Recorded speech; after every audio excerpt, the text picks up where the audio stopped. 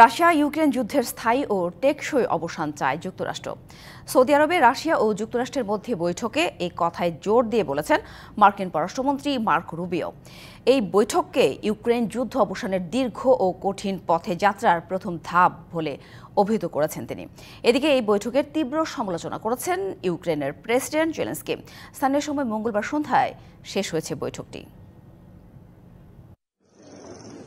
Russia Ukraine যুদ্ধ বন্ধের পথ খুঁজতে সৌদি আরবের রাজধানী রিয়াদে বৈঠক করেন মার্কিন পররাষ্ট্রমন্ত্রী মার্কো রুবিও ও রাশিয়ার পররাষ্ট্রমন্ত্রী সের্গেই ল্যাভরভ। বৈঠকের পরপরই সংবাদ মাধ্যমে কথা বলেন তারা। এ বৈঠকে যুদ্ধ অবসানের দীর্ঘ ও কঠিন পথে যাত্রার প্রথম ধাপ বলে উল্লেখ করেন মার্কিন পররাষ্ট্রমন্ত্রী। মাঠের অলরাউন্ডার আমি, আর ঘরের অলরাউন্ডার টাইলক্স।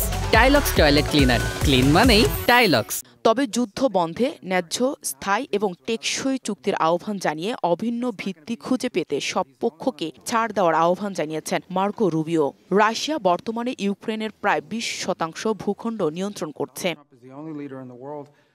এদিকে রিয়াদের বৈঠকে আমন্ত্রিত ছিল না ইউক্রেন ও ইউরোপীয় দেশগুলো। ইউক্রেনের প্রেসিডেন্ট ভলোদিমির জেলেনস্কি ওই বৈঠকের তীব্র সমালোচনা করেছেন। এ সময় তিনি আঙ্কারায় বৈঠক করেছিলেন তুরস্কের প্রেসিডেন্ট এরদোয়ানের সঙ্গে। ইউক্রেনের অংশগ্রহণ ছাড়া ইউক্রেনের যুদ্ধের ভবিষ্যৎ নিয়ে আলোচনা চলছে, যা গ্রহণযোগ্য নয়। তবে এই উদ্যোগকে স্বাগত জানাই, তবে কোনো কাকতালীয় ঘটনা চাই না।